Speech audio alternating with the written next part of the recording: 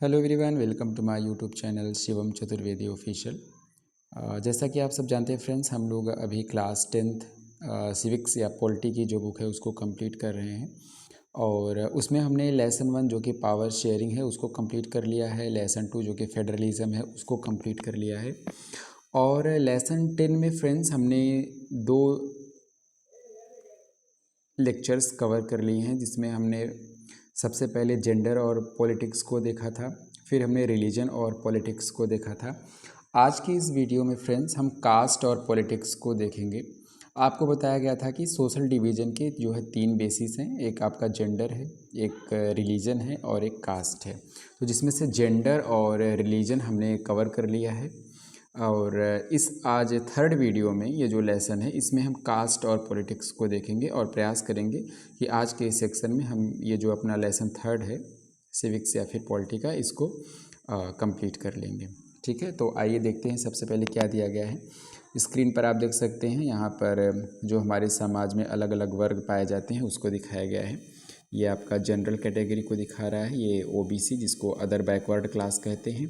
ये schedule tribes जो कि आपके ट्राइब्स सेक्शन को दिखाता है। ये शेड्यूल कास्ट है जिसमें आपके अनुसूचित जाति के लोग आते हैं। ठीक है,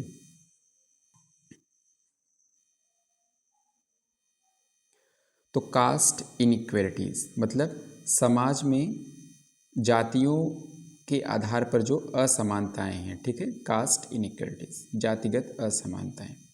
आप जानते हैं फ्रेंड्स, हमारे समाज में क्या होता है भाई, जनरल कास्ट के लोग पाए जाते हैं, ओबीसी कास्ट के लोग पाए जाते हैं, एससी और एसटी। सामान्यतः यह माना जाता है कि जो जनरल कास्ट के लोग हैं वो क्या है, समाज में थोड़ा सा अपर एक तरीके से कहें तो ऊपरी पायदान पर हैं भाई। उनका जो एजुकेशनल जो स्टेटस है वो ज़्यादा अच्छा माना जाता है, सोशल जो स्टेटस है वो ज़्यादा अच्छा माना जाता है। और उनसे थोड़ा सा कम लेवल ओबीसी का है और उनसे जो थोड़ा सा कम लेवल है वो एससी और एसटी का माना जाता है। ठीक है, एजुकेशन के फील्ड में या फिर सोशल के फील्ड में। और जैसा कि अभी हम आज की बात करें तो अभी हमारे इंडिया में क्या चल रहा है, एक यूनिवर्सिटी ग्रांट कमीशन है, यूजीसी है, और जिसके द्वारा एक रूल्स लाया गया है। ठीक है, वहाँ पर भी क्या है, आप जाति के आधार पर देखेंगे कि उस रूल्स को लाया गया है, जिसमें ये कहा गया है कि भाई अगर कोई जनरल कास्ट का कोई स्टूडेंट है हायर स्टडीज़ में यूनिवर्सिटीज़ वगैरह में, वो अगर ओबीसी एससी एसटी कास्ट के स्टूडेंट्स के साथ किसी भी प्रकार का गलत व्यवहार करता है या कुछ उसको अपमानजनक शब्दों से संबोधित करता है, तो ये जो जनरल कास्ट का स्टूडेंट है इसके साथ क्या होगा, कानूनी कदम इसके अगेंस्ट उठाए जाएंगे, जिसको लेकर के मुद्दा सुप्रीम कोर्ट में भी चल रहा है। तो कह रहे हैं इस तरीके से समाज में क्या है, जाति के आधार पर बहुत सारी चीज़ें होती रहती हैं। ठीक है, तो कास्ट इनइक्वलिटीज़ यानी जातिगत असमानता। चलिए देखते हैं। Unlike gender and religion, caste division is special to India. कह रहे हैं कि जेंडर और रिलीजन के कंपैरिजन में अगर हम देखें तो जो कास्ट डिवीज़न है, जो जातिगत वर्गीकरण है भारत में, वो क्या है, बहुत ही ज़्यादा स्पेशल है। All societies have some kind of social inequalities. कह रहे हैं कि प्रत्येक समाज में क्या होता है, कुछ न कुछ प्रकार के जो सामाजिक असमानताएं हैं वो पाई जाती हैं। ठीक है, and some form of division of labour. Division of labour का मतलब फ्रेंड्स कि कुछ काम ऐसे होते हैं जो जातियों के साथ जोड़ करके देखे जाते हैं। जैसे आप जनरल कास्ट में ले लो तो प्रायः यह माना जाता है कि उनके द्वारा क्या किया जाता है, टीचिंग वगैरह का काम किया जाता था। और उसके बाद जो क्षत्रिय होते थे उनके द्वारा सुरक्षा का काम किया जाता था, जो वैश्य है उनके द्वारा व्यापार का काम किया जाता था, और जो शूद्र है उनके द्वारा सेवा का काम किया जाता था। तो इसी को कहते हैं डिवीज़न ऑफ लेबर, श्रम का विभाजन। तो कह रहे हैं कि ये जो है हमारे समाज में प्रत्येक सामाजिक समुदाय में ये चीज़ें पाई जाती हैं, जो डिवीज़न ऑफ लेबर है वो पाया जाता है। ठीक है, चलिए आगे चलते हैं।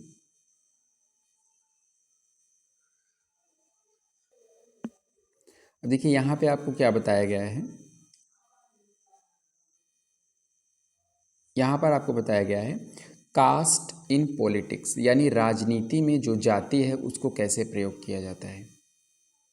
Casteism is rooted in the belief that caste is the sole basis of social community. कह रहे हैं कि जातिवाद का मतलब क्या है कि प्रत्येक सोशल कम्युनिटी में, सामाजिक समुदाय में जो जाति है उसे आधार माना जाता है। ठीक है, यही क्या है, ये जातिवाद है। यानी आपके सामाजिक समुदाय का जो आधार है, बेसिस है, वो क्या है, जाति है। ठीक है, according to this way of thinking, यानी अगर इस प्रकार से सोचा जाए तो people belonging to the same caste belong to a natural social community. कह रहे कि एक प्रकार के सामाजिक समुदाय में एक ही जाति के लोग पाए जाते हैं। अगर हम जातिवाद के अनुसार देखें तो एक प्रकार के सामाजिक समुदाय में एक ही जाति के लोग पाए जाते हैं and have the same interest, और उनके रुचियां जो होती हैं वो सेम होती हैं। रुचियां, इंटरेस्ट का मतलब कि उनके जो गोल्स होते हैं लाइफ में, उनके जो लक्ष्य होते हैं वो क्या होते हैं, सेम होते हैं। जैसे किसी मुद्दे पर उनकी जो डिमांड होती है वो सेम होती है, उनकी जो सोचने का जो उनका तरीका एक तरीके से कहीं होता है, या फिर उनका जो साध्य होता है ना, जो चीज़ें वो अचीव करना चाहते हैं सभी का इक्वल होता है। ठीक है, तो एक सामाजिक समुदाय में एक ही जाति के लोग पाए जाते हैं और उनका जो इंटरेस्ट होता है वो सबका क्या होता है, एक समान होता है। ठीक है, जैसे अभी हम यूजीसी रूल्स का ही ले लें तो उसमें क्या है, एसटी, एससी, ओबीसी, इन सभी लोगों का इंटरेस्ट क्या है कि भाई अगर जनरल कास्ट का कोई हमें कुछ अपमानजनक शब्दों से संबोधित कर रहा है तो उसके खिलाफ कानूनी कार्रवाई होनी चाहिए। तो तीनों का इंटरेस्ट क्या है, सेम है। तो which they do not share with anyone from another caste, कह रहे हैं कि जिसको ये दूसरे कास्ट के लोगों के साथ शेयर नहीं कर सकते हैं, नहीं करते हैं, या फिर यानी इनका जो इंटरेस्ट है, इनका जो उद्देश्य है, जो इनका लक्ष्य होता है वो क्या होता है, सेम होता है सभी लोगों का। ठीक है, तो किसी सामाजिक समुदाय में एक ही प्रकार की जाति के लोग पाए जाते हैं और उनका जो इंटरेस्ट होता है, उनका जो लक्ष्य होता है वो क्या होता है, सेम होता है। ठीक है, चलिए आगे चलते हैं।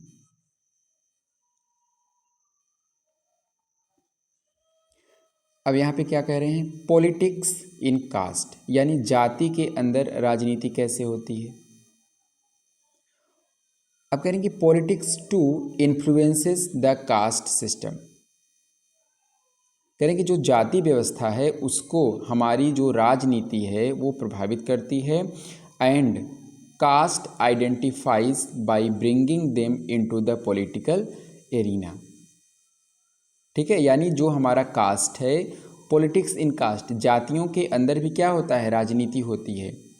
कि कभी कभी क्या होता है कि एक ही जाति के लोग आपस में एक दूसरे से भेदभाव करते हैं। जैसे मान लीजिए किसी कास्ट में दो परिवार है, तो एक परिवार का थोड़ा सा इकोनॉमिक अपग्रेडेशन हो जाता है, तो क्या करता है, अपने आप को सेम कास्ट के लोग से ही अपने आप को वो ऊपर समझने लगता है। तो इस तरीके से कास्ट के अंदर भी आपको राजनीति देखने को मिलती है। Thus it is not politics that gets caste ridden, कह रहे हैं कि वो राजनीति नहीं वो चीज़ है जो कास्ट से प्रभावित है, बल्कि जो हमारी कास्ट है वो राजनीति से प्रभावित है। It is the caste that gets politicised, यानी जो हमारी जाति है उसमें बहुत राजनीति होती है। ठीक है, चलिए आगे चलते हैं। यहाँ पर क्या कहा जा रहा है, कास्ट गेटिंग पॉलिटिसाइज्ड, यानी जो हमारी जाति है वो क्या हो रही है, उसका राजनीतिकरण हो रहा है, उसमें बहुत पॉलिटिक्स जो है वो प्रवेश कर रहा है। Each caste group try to become bigger by incorporating within it neighbouring castes और sub caste which were earlier excluded from it, कह रहे हैं कि each caste group try to become bigger, कह रहे हैं कि प्रत्येक जाति जो समूह है वो क्या प्रयास कर रही है, अपने दायरे को बढ़ाना चाह रही है। भाई यही तो जातिवाद है कि क्या उस पर्टिकुलर जाति के लोग क्या चाह रहे हैं कि हमारा जो कम्युनिटी है वो बढ़ जाए, या अर्लियर जो हमसे एक्सक्लूड हो गए थे, हमारे जाति समूह से, सब कैटेगरी से अलग हो गए थे, वो क्या हो जाए, वापस से इंक्लूड हो जाए हमारे में आकर के। Various caste groups are required to enter into a coalition with other caste or communities and thus enter into a dialogue and negotiations, कह रहे हैं कि कभी कभी क्या होता है कि अलग अलग जो जाति समूह के लोग होते हैं उनसे ये उम्मीद की जाती है कि वो आपस में एक साथ आकर के एक कोलिशन का फॉर्मेशन करें, एक संगठन बनाएं और क्या करें, वो आपस में क्या करें, समझौता करें और संवाद करें कि जो भी उनकी सोशल प्रॉब्लम्स है उसको रिजॉल्व करने के लिए आपस में डायलॉग इस्टेब्लिश करें और निगोशिएशंस करें, समझौता करें। New kinds of caste groups have come up in the political arena like backward and forward caste groups. कह रहे हैं कि new kind of caste groups जो आज के सोसाइटी में, कंटेम्प्रेरी इंडिया में अगर देखा जाए तो नए प्रकार के जो जाति समूह हैं वो क्या कर रहे हैं, हमारे पॉलिटिकल एरिना में आ रहे हैं, यानी राजनीति के क्षेत्र में आ रहे हैं। तो कौन से caste group? Backward and forward caste groups. जो जातियां हैं वो दो कैटेगरी में डिवाइड हो गई हैं, एक बैकवर्ड कैटेगरी और एक फॉरवर्ड कैटेगरी। ठीक है, तो इस तरीके से हमारे कास्ट में जो है वो क्या हो रहा है, पॉलिटिसाइजेशन हो रहा है, राजनीतिकरण हो रहा है। ठीक है, चलिए आगे चलते हैं।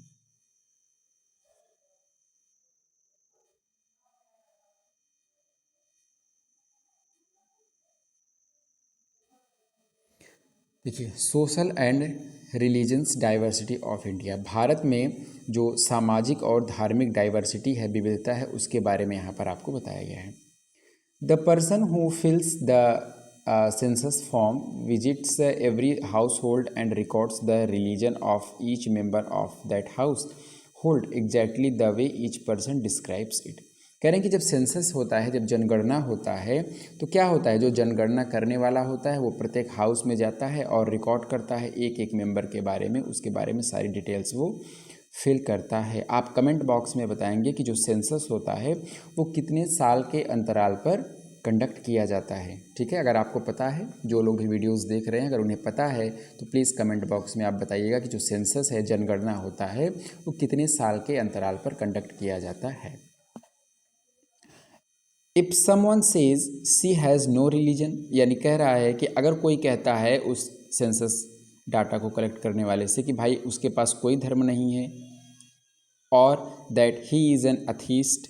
ठीक है, यानी वो क्या है, वो गॉड को नहीं मानता, भगवान को नहीं मानता है, या वो भगवान को मानता है, यानी जो भी इन्फॉर्मेशन वो अपने बारे में देता है, this is exactly how it is recorded.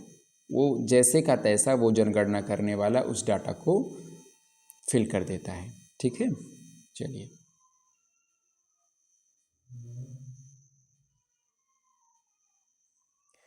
In 2001, the scheduled caste were 16.2% and the scheduled tribes were 8.2% of the country's population। कह रहे हैं कि देश की जो जनसंख्या थी 2001 में, जब उस टाइम पर सेंसस किया गया था, या तो डाटा क्या निकल के आया था कि जो शेड्यूल कास्ट हैं वो समाज में 16.2% थे और जो शेड्यूल ट्राइब्स है वो 8.2% थे पूरी जनसंख्या के। Thus, the SC, ST and the OBC together account for about 2/3 of the country's population and about 3/4 of the Hindu population। तो कह रहे हैं कि जो SC, ST समुदाय है उन तीनों को अगर हम मिला दें तो वो पूरी जनसंख्या के कितने थे, 2/3, यानी इनका जो नंबर है वो क्या था, काफ़ी ज़्यादा था। ठीक है, and about 3/4 of the Hindu population. और अगर हम हिंदू जनसंख्या में उनका डाटा देखें तो वो कितना था, 3/4 था। ठीक है, चलिए आगे चलते हैं।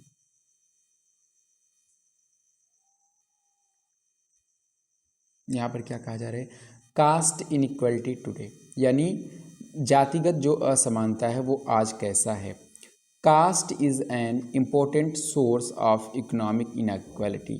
कह रहे हैं कि जो इकोनॉमिक इनइक्वलिटी है, यानी पैसे के मामले में जो लोगों में असमानता है, उसका जो रीजन है ना, वो कास्ट एक इम्पॉर्टेंट रीजन है।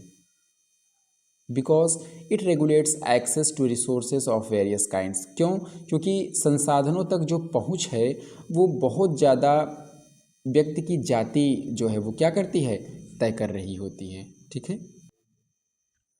ठीक है, तो क्या कह रहे हैं, प्रायः यह माना जाता है कि संसाधनों तक जो व्यक्ति की पहुंच है बहुत ज़्यादा ये जाति पर निर्भर करती है। कि अगर कोई अपर कास्ट का व्यक्ति है, ऐसा माना जा रहा है कि संसाधनों तक उनकी पहुंच आसानी से हो जाती है, और जो सो कॉल्ड लोअर कास्ट के लोग हैं उनकी जो पहुंच है संसाधनों तक वो आसानी से नहीं हो पाती है। तो इसलिए कह रहे हैं कि समाज में जो असमानता है उसका एक प्रमुख कारण क्या है, जाति व्यवस्था। ठीक है, चलिए आगे चलते हैं।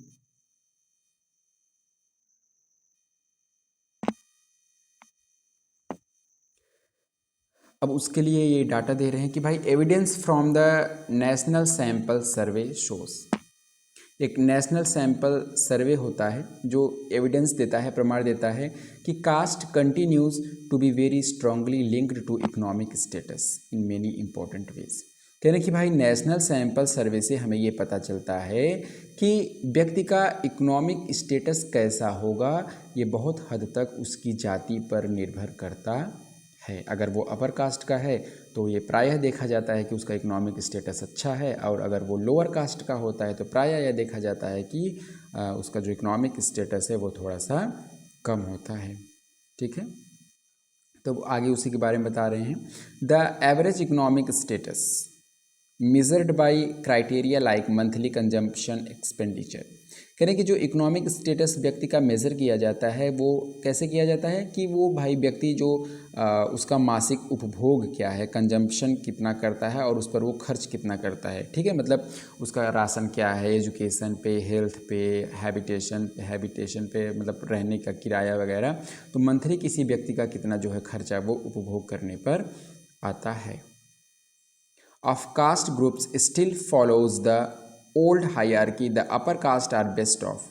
कह रहे हैं कि अगर कोई अपर कास्ट का व्यक्ति है तो उसका जो कंजम्पशन एक्सपेंडिचर है वो थोड़ा ज़्यादा होता है। The Dalits and Adivasis are worse of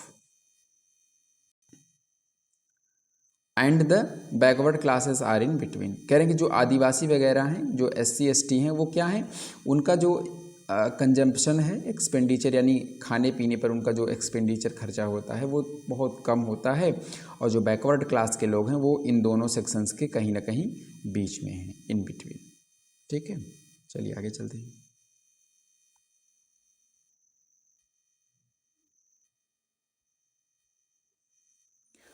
although every caste has some poor members. कह रहे हैं कि भाई अपर कास्ट का इकोनॉमिक स्टेटस थोड़ा ज़्यादा होता है, उनका एक्सपेंडिचर भी ज़्यादा होता है, लेकिन हम इस चीज़ को भी नकार नहीं सकते हैं कि प्रत्येक समुदाय में या फिर प्रत्येक जाति में गरीब होते हैं।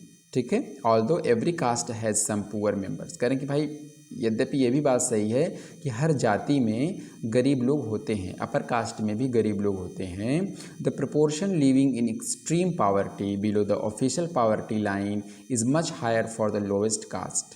लेकिन अगर हम देखें कि ज़्यादा गरीब कहाँ पाए जा रहे हैं तो वो आपके लोवेस्ट कास्ट में पाए जाते हैं। And much lower for the upper cast, यानी अपर कास्ट में जो गरीबी है वो कम है कंपेयर टू लोवेस्ट कास्ट के। With the backward classes once again in between, और जो बैकवर्ड क्लास के लोग हैं, OBCs का कास्ट के लोग हैं, वो वापस से क्या हैं, बीच में हैं। ये अपर कास्ट और लोअर कास्ट के बीच में है।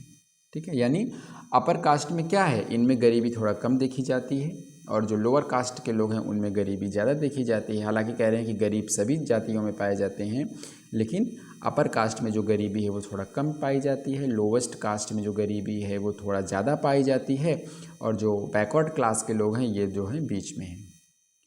Although every caste has some members who are rich. कह रहे हैं ये भी होता है कि भाई ऐसा नहीं है कि SC समुदाय में बिल्कुल भी अमीर लोग नहीं पाए जाते हैं, उनमें रिच लोग भी पाए जाते हैं।